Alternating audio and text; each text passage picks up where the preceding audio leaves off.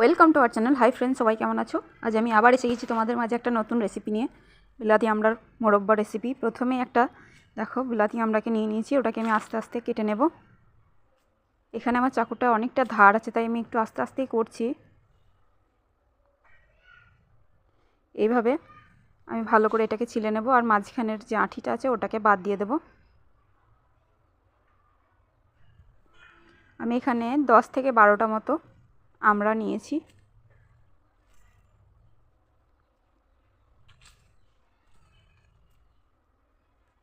দেখো আমার সব কাটা হয়ে গেছে। এবার আমি একটা পাত্রে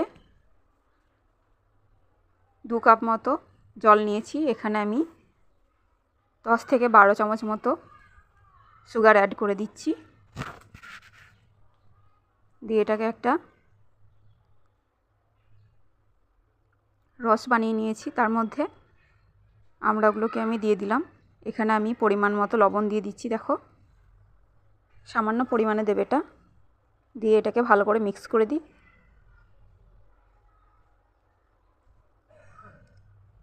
এবার আমি এখানে একটু ফুড কালার দিয়ে দিচ্ছি। এটা 5 মিনিট জাল দিলেই এটা লাল হয়ে যাবে। এবার আমি এখানে 3 থেকে 4টে এলাচ দিয়ে দিলাম। ভালো লাগলে অবশ্যই লাইক কমেন্ট শেয়ার